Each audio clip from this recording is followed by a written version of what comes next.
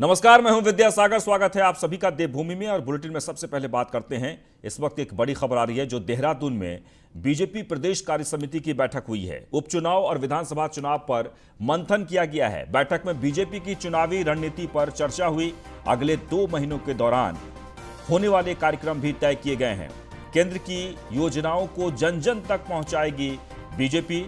Party के पक्ष में वातावरण बनाने के लिए रणनीति बनाई गई है। सीएम और प्रदेश प्रभारी दुष्यंत गौतम ने इस बैठक में हिस्सा लिया। वहीं प्रदेश अध्यक्ष भी इस बैठक में मौजूद रहे। तो आने वाले 2022 विधानसभा चुनाव को लेकर तैयारी तेज हो गई है और इसी तैयारी के तहत बीजेपी कार्य समिति की प्रदेश में यानी देहरादून में आज बैठक हुई है। और इस बैठक में प्रदेश प्रभारी और प्रदेश अध्यक्ष दोनों शामिल हुए। 2 महीने तक, आने वाले 2 महीने तक जो कार्यक्रम होंगे अलग अलग तरीके से वो तय किए गए हैं। और केंद्र सरकार की जो योजनाएं हैं उन योजनाओं को गांव-गांव तक कैसे पहुंचाया जाए उस पर भी मंथन हुई है। प्रदेश कार्य समिति थी और ये रूटीन होती है। उसमें कई राजनीतिक मुद्दे और संगठनात्मक ये सारा शुरू पूरे नीचे तक कैसे हम लोग जाएंगे उससे विचार विमर्श है। और जो अध्यक्ष जी ने बताया उसी को लेकर के नीचे तक जाएंगे।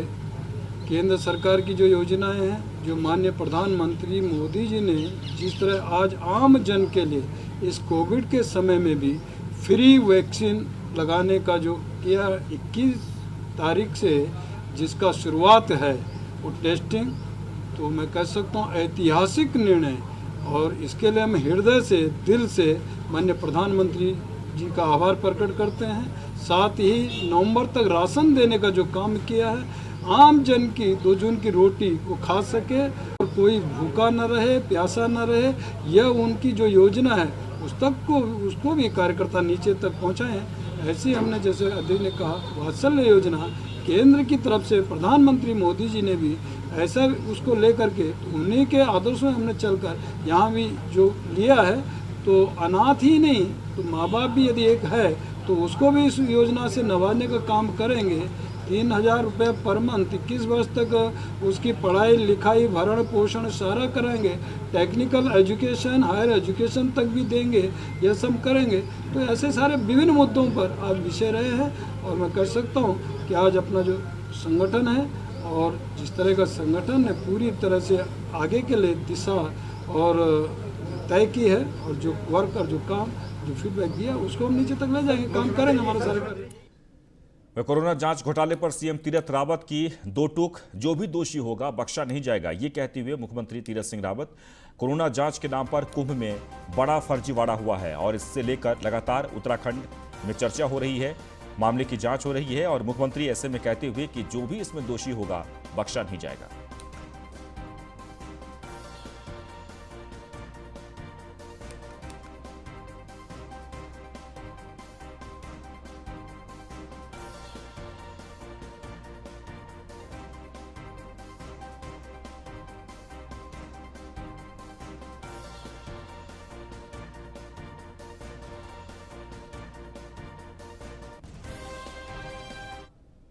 जो भी दोषी पाया जाएगा उसके खिलाफ सख्त से सख्त कार्रवाई होगी, ये मैं तय की। जो भी दोषी पाया जाएगा उसके खिलाफ सख्त से सख्त कार्रवाई होगी, ये मैं।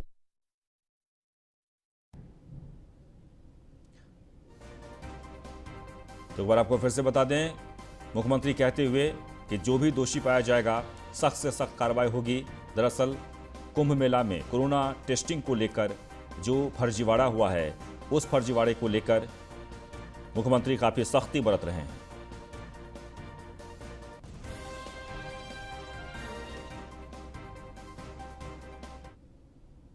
हरिद्वार में महाकुंभ के दौरान कोविड जांच में हुई गड़बड़ी और जांच के दौरान सीएम तीरथ और पूर्व सीएम त्रिवेंद्र के बीच पैदा हुई टकराव की स्थिति पर प्रदेश प्रभारी ने अब अपना बयान सामने रखा है। दुष्यंत कुमार ने कहा कि पार्टी में कोई मतभेद नहीं है, सभी को अपनी बात कहने का हक है। भारतीय जनता पार्टी में लोकतंत्र है।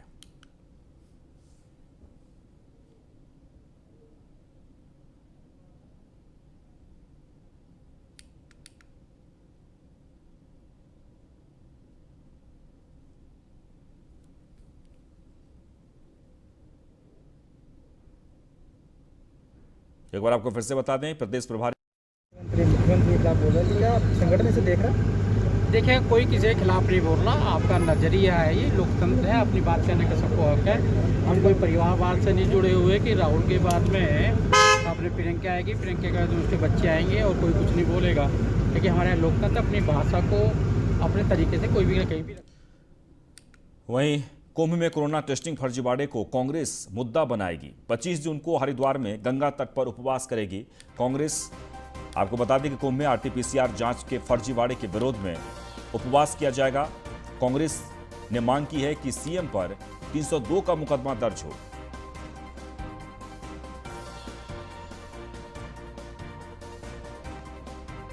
तो कांग्रेस ने इस सरकार ने गंगा की पवित्रता को भी समाप्त करने का काम किया। इसलिए 25 जून को जो है हरिद्वार में गंगा के तट पर बैठ करके हम उपवास करने का काम करेंगे। ये हमारा पहला कदम होगा और उसके बाद कांग्रेस लगातार इस विषय को लेकर के देश के अंदर आम जन के बीच में जाने का काम करेगी। सरकार को निश्चित रूप से जो है घेरने का काम करेगी। आगे बढ़ते, सिंचाई मंत्री सतपाल महाराज का विवादित बयान सामने आया है। कहा कि कार्यकर्ताओं को देंगे छोटे छोटे ठेके। सतपाल महाराज बोले, इकोनॉमी भी बूस्ट होगी, सरकार चाहे किसी भी दल की रही हो, समय समय पर ठेके में सेटिंग गेटिंग की चर्चाएं आम रहती है। अब इस बात को कैबिनेट मंत्री सतपाल महाराज ने और पक्का कर दिया है। चुनाव करीब देख उधम सिंह नगर जिले में सतपाल महाराज ने फिर विवादित बयान दिया है। महाराज ने कहा कि भाजपा कार्यकर्ताओं को ठेके दिए जाने के प्रस्ताव को कैबिनेट से मंजूरी मिल गई है। ऐसे में अब भाजपा कार्यकर्ताओं को छोटे छोटे ठेके दिए जाएंगे। वहीं अब विपक्ष ने महाराज के इस बयान को मुद्दा बना दिया है और सवाल भी खड़े कर दिए हैं। कार्यकर्ता की बात सुनेंगे और कार्यकर्ता के काम करेंगे। मेरे पास कार्यकर्ताओं ने ये कहा था कि सिंचाई के अंदर बड़े बड़े ठेके हैं, छोटे ठेके होने चाहिए। तो हमने जो है अब कैबिनेट के अंदर प्रस्ताव ले आए हैं, उसमें हमने सारे ठेके छोटे छोटे ठेके कर दिए हैं, जिससे कार्यकर्ताओं को काम मिले उचित रूप में। और सुदीप जैन जुड़ गए इस वक्त हमारे साथ। सुदीप, सिंचाई मंत्री सतपाल महाराज ने कहा है कि कार्यकर्ताओं को छोटे छोटे ठेके दिए जाएंगे, लेकिन किस बेस पर? जी, बस महत्वपूर्ण सवाल यही है कि ठेका तो आवेदन कोई भी कर सकता है, लेकिन यदि ठेका पूर्व में ही हम तय कर दें कि अपने कार्यकर्ताओं को मिलेंगे, तो इसका मतलब टेंडर मैनिपुलेटेड है जी। और सरकार ने कैबिनेट मंत्री जैसे स्थान पर बैठे जिम्मेदार व्यक्ति जो कि नीतियां बना रहे हैं, कैबिनेट में है, कैबिनेट में निर्णय लेते हैं, अगर वो ऐसा बयान दे रहे हैं तो निश्चित तौर पर ये चौंकाने वाला है। क्या ये माना जाए कार्यकर्ताओं का दबाव है? क्या ये माना जाए कि चुनाव करीब है? बहरहाल ये बयान जो आज सतपाल महाराज ने उधम सिंह नगर दौरे के दौरान दिया है, इसको चाहे जिस तरीके से भी जस्टिफाई करें, पर ये बहुत तेजी से वायरल हो रहा है और पूरी सरकार की छवि पर कहीं ना कहीं बट्टा लगा रहा है। सुदीप, सबसे महत्वपूर्ण ये है कि क्या ठेके के लिए अब किसी नियम या कायदे या कानून की जरूरत नहीं है, बीजेपी पार्टी ज्वाइन करने की जरूरत है? जी, यही एक बात आपने जो कही, यही दूसरे शब्दों में भी समझा जाना चाहिए, क्योंकि उन्होंने सीधे कहा है कि कार्यकर्ताओं को ठेके मिलेंगे। अब वो जिला स्तर पे हैं, प्रदेश स्तर पर हैं, वो योग्यता रखते हैं नहीं रखते हैं, किस कैटेगरी में रजिस्टर्ड हैं, क्योंकि पहले उन्होंने बड़ा तार्किक तरीके से कहा कि पहले बड़े ठेके होते थे जिसके लिए कार्यकर्ता चिंतित रहते थे, हम कैबिनेट में पॉलिसी लेकर आए, ठेकों को छोटा कर दिया, यानी कम अमाउंट का कर दिया, अब हर कार्यकर्ता ठेका पा सकेगा। उनका कहने का आशय कुछ इसी प्रकार का था। हो सकता है कि वो कल अपने बयान से बदल जाएं, या इसमें यह भी कहें कि मीडिया ने गलत तरीके से तोड़ मोड़ के पेश किया हो, लेकिन जो आज उनका बयान है, इस जो फ्लो में है, वो सीधे तौर पे बताता है कि उनका संकेत क्या है। चलिए, बहुत बहुत शुक्रिया। इस बीच उत्तराखंड में इस साल 8000 पदों पर भर्तियों की तैयारी चल रही है। भर्ती एजेंसियों को तेजी से कार्य करने के निर्देश दिए गए हैं। सीएम के मुख्य सलाहकार ने आयोगों की बैठक ली है। भर्ती प्रक्रिया में तेजी लानी चाहिए। बैठक में राज्य लोक सेवा आयोग शामिल हुआ, अधीनस्थ सेवा चयन आयोग भी शामिल हुआ है, चिकित्सा सेवा भर्ती चयन आयोग ने भी हिस्सा लिया है। कार्मिक विभाग के कई अफसर भी इसमें शामिल हुए। अधीनस्थ सेवा चयन आयोग में 6000 पदों पर भर्ती होगी। राज्य लोक सेवा आयोग में 90 पदों पर भर्ती की जाएगी।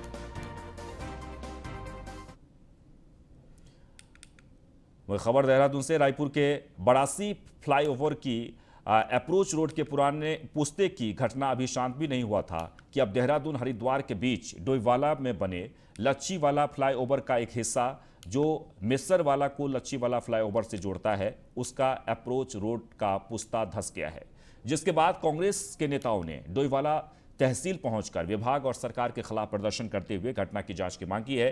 कार्यकर्ताओं ने फ्लाईओवर के डिजाइन और डीपीआर के साथ मटेरियल की जांच कर दोषियों के खिलाफ सख्त कार्रवाई करने की मांग की है।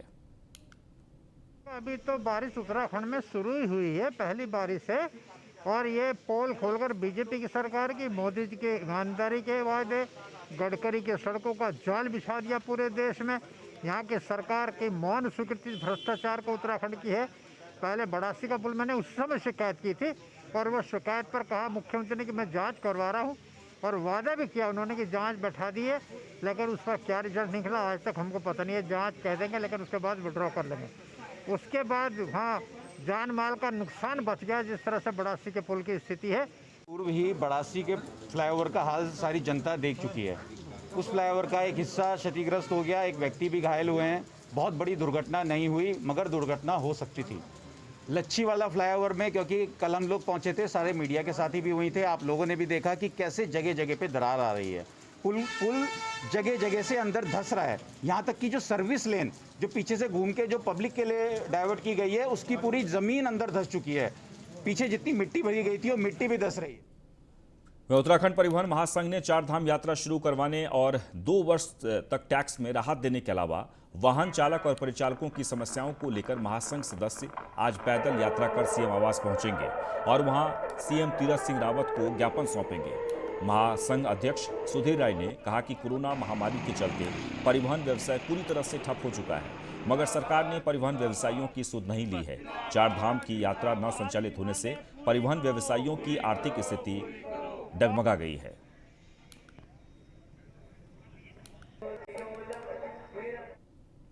आगे बढ़ते हैं। देवस्थानम बोर्ड के खिलाफ तीर्थ पुरोहितों का धरना जारी है। केदारनाथ में भारी बारिश में धरने पर डटे तीर्थ पुरोहित शीर्षासन के जरिए देवस्थानम बोर्ड का विरोध जताया है। देवस्थानम बोर्ड को भंग करने की मांग लगातार किए जा रहे हैं। तीर्थ पुरोहित 7 दिन तक शीर्षासन करके जताएंगे अपना विरोध। सरकार से देवस्थानम बोर्ड पर स्थिति स्पष्ट करने की मांग की है।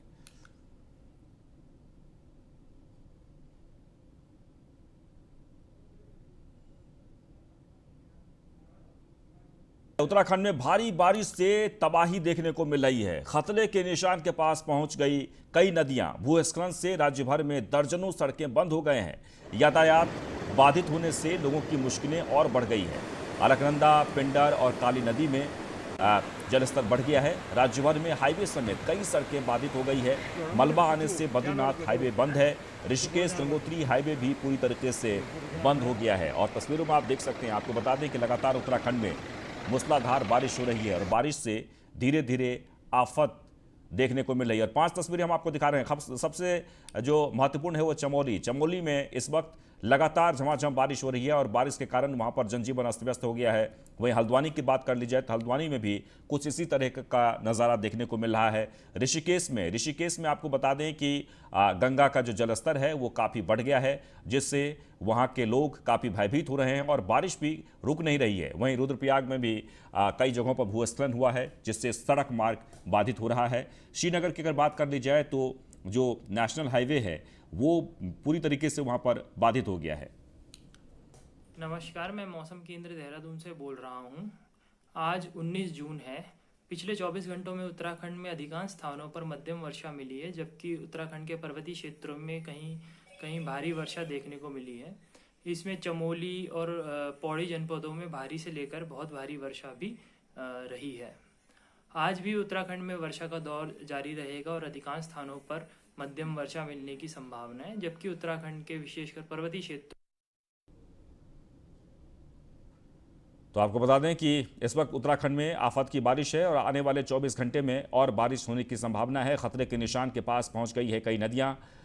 ऐसे में मुख्यमंत्री भी लगातार आगाह कर रहे हैं। भूस्खलन से राज्य भर में दर्जनों सड़कें बंद हो गई है, जिससे यातायात प्रभावित हुआ है। यातायात बाधित होने से लोगों की समस्याएं धीरे धीरे बढ़ रही है और लोग परेशान हो रहे हैं। सैकड़ों ऐसे गांव हैं जो बिल्कुल संपर्क से टूट गया है। अलकनंदा, पिंडर और काली नदी इस वक्त पूरी तरीके से उफान पर है। राज्य भर में हाईवे समेत कई सड़कें बाधित है।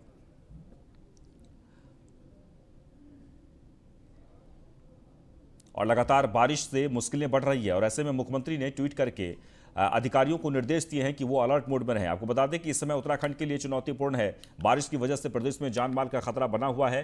पिछले कई घंटों से लगातार बारिश हो रही है और बारिश के मद्देनजर जिलाधिकारियों को मौजूदा हालात पर नजर रखने के आदेश दिए गए हैं।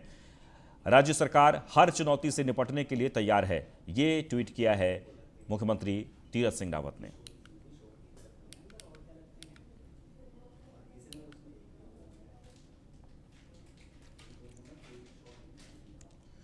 वहीं श्रीनगर में नदी के बीचों बीच स्थित धारी देवी मंदिर पर खतरा मंडरा रहा है। फिलहाल यह खतरा टल गया है, जिससे पुजारियों और स्थानीय लोगों ने राहत की सांस ली है। हालांकि जल विद्युत परियोजना बांध के सभी 8 गेटों को खोल दिया गया है, लेकिन ऊपरी जनपदों में ये बारिश लगातार हो रही है, जिसके कारण नदी का जलस्तर बढ़ गया है।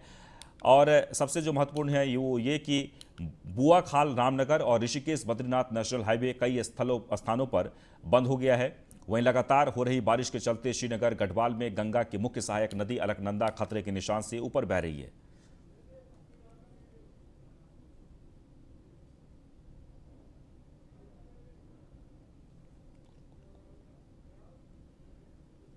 और इसके साथ ही देवभूमि बस इतना ही, लेकिन आप बने रहें न्यूज़ 1 इंडिया के साथ।